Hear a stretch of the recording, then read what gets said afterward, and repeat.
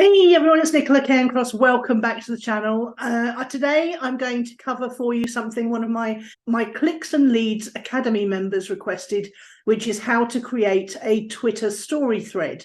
And I'm going to show you not just what I do when I create a story thread, but the things I do before that makes my story threads more appealing to people to read, which is pretty cool, I think. So I'm going to share that with you right now.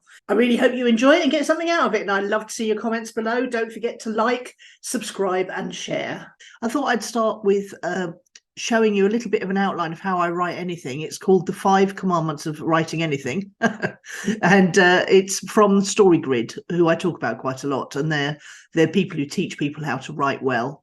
And it's basically the five things that need to be in any scene, in any episode, in any series, in any book, in any film. And it's all about the hero's journey. And it's 5 parts. And I find it really helpful to put anything I'm going to write into this. So what I want to write today is I want to write how websites are still winning, or how they're, I thought they were being knocked off the relevancy list, and I shut all mine down last year, but how I think they're not being knocked off. I think they're still winning in the war well, it's not a war, is it? How websites are still winning in the digital marketing arena.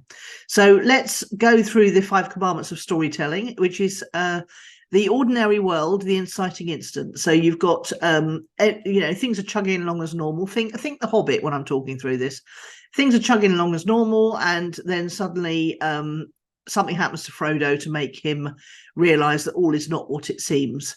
And then the second part of it's actually the 5 acts, so that we're going to go through them. So the second act is the call to adventure and progressive complications. Now, usually the hero rejects the first call to adventure, and then progressive complications come along, which lead to a turning point. And the turning point is usually called the crisis, and that builds up towards the they call it the lost in the cave moment, where you're up some sort of crisis climax happens to the story. And then the 5th act is the resolution and the value change, which means that the action gets resolved, the fight is over, the heroes return, in the case of Star Wars, to great acclaim, and that massive parade scene, and everybody gets given knighthoods or whatever. But the value change is the most important thing, because it's all about what's happened to the hero along the journey, which is why it's called the hero's journey, because the hero generally goes on a journey, and also that he's changed some way. And the thing that's left off of this is the MacGuffin. They call it the MacGuffin, which is the either the treasure or the thing that the hero has learnt. And often there's a bunch of a hero has a band of merry men that go along, or men and women, of course, and they're the sort of the people that help him stand up against all the things that are thrown at him on this journey. So how can this be relevant, you may be asking yourself, when you're going to write a Twitter thread about how websites are winning? Well, I think it's going to be interesting to see, but I do try to put everything through this, because writing, I was talking to my sister about this last night, writing, she says, why does everyone always do the thing that you least expect them to do when you're watching a drama? It's very annoying. They don't do the thing that would be the most sensible thing to do. And I said, but Sarah, there'd be no drama if they did that. The whole point of these 5 commandments of storytelling is that there's tension in every moment. There's a tension from negative to positive, or positive to negative, and there's tension between the 2 main characters, and that's what makes good drama. So let's see if we can make a drama out of the fight of websites to hold their place in the world of digital marketing, shall we? Because that'd be funny to see. Okay, so I'm going to just take a copy of this so I don't ruin 5 commandments, let's call it, on websites winning. Show that. Okay, make a copy. Okay, so we're going to start out in the ordinary world, and then there's going to be an inciting incident. So let's say in 2006, the world digital marketing, I'm going to get making notes here. turned on its head. WordPress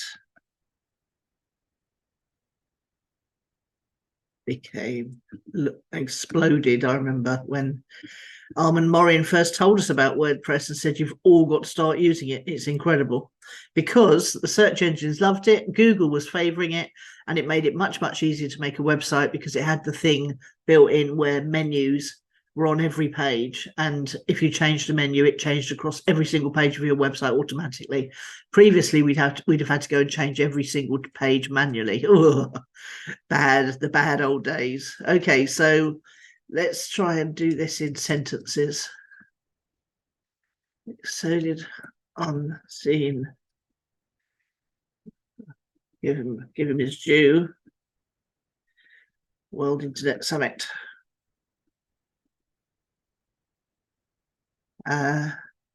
Swiftly became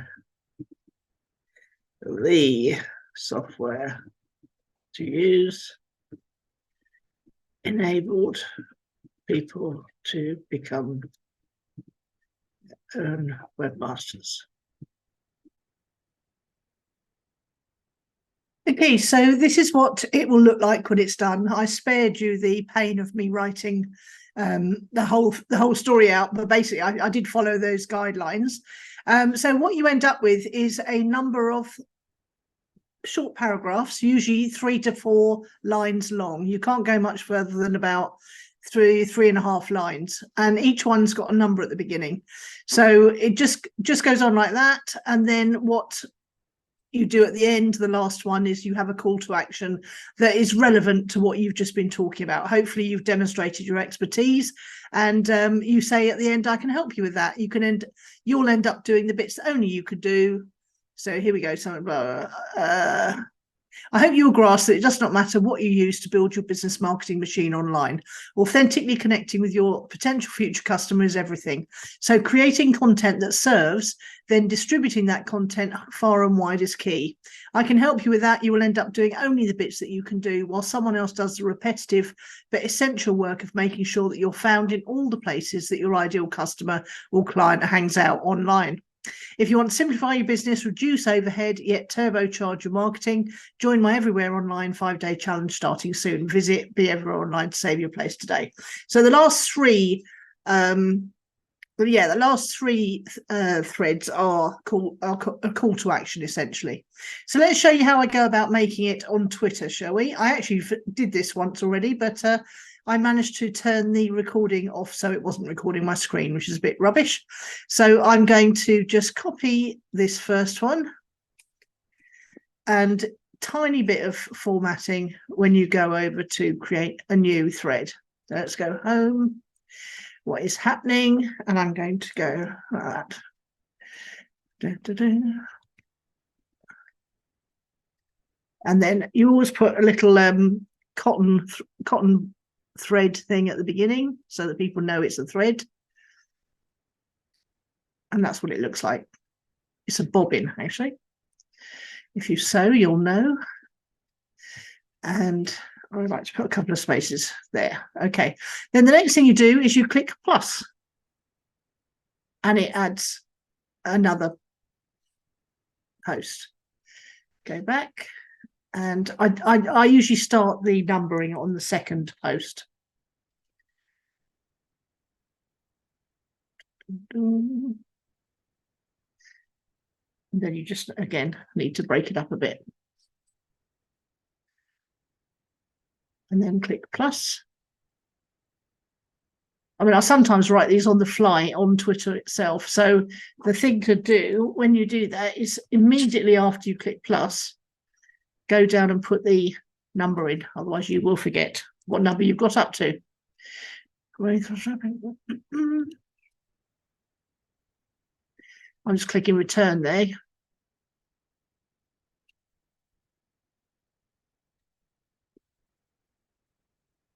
Okay, so we're building up into the progressive complications here. Took me about 40 minutes to write the whole thing, with quite a lot of revisions, and so it wasn't too bad.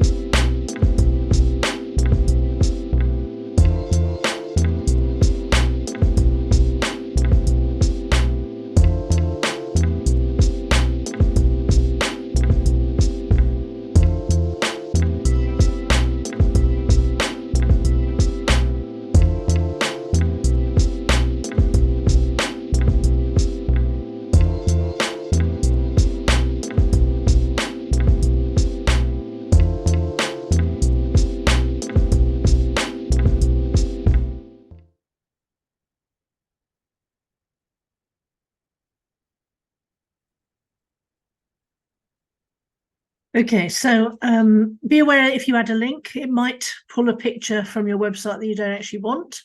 The other thing I've got to do is go back and put a picture in number 1. So the good news is you can go and edit any of them that you want to.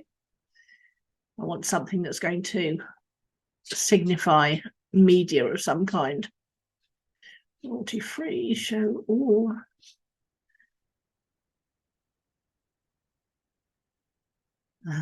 Old machinery. I think I've got something called old machinery.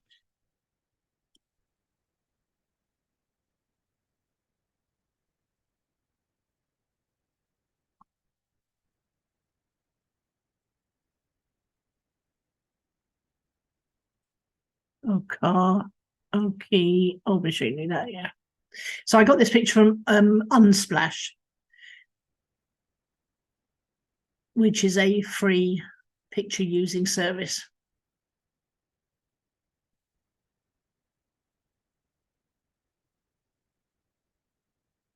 Right, and then you can go post all, and then the next thing you want to do, when you're absolutely sure you're ready, oh dear, bit of a typo there,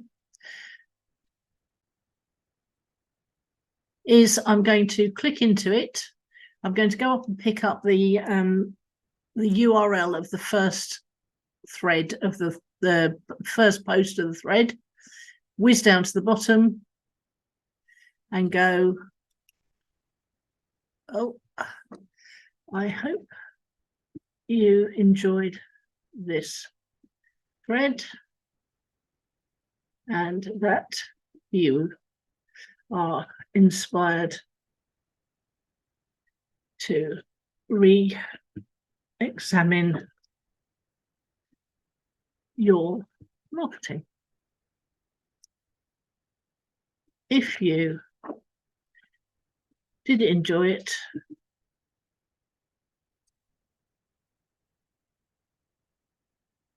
please retweet the first post using this.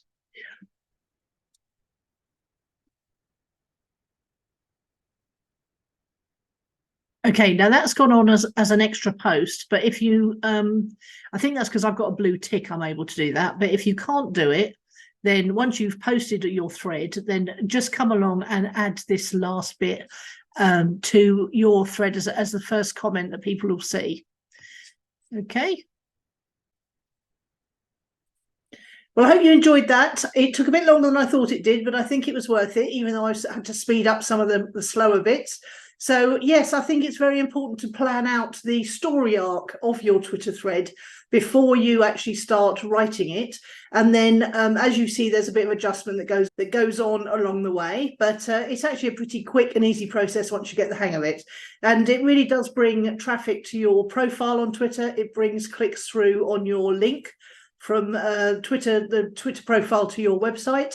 And I know that from things that people have said to me that people do read them. I always read, and I read any of the others. That you've got to get that first one right. You've got to pull them in with a bit of intrigue.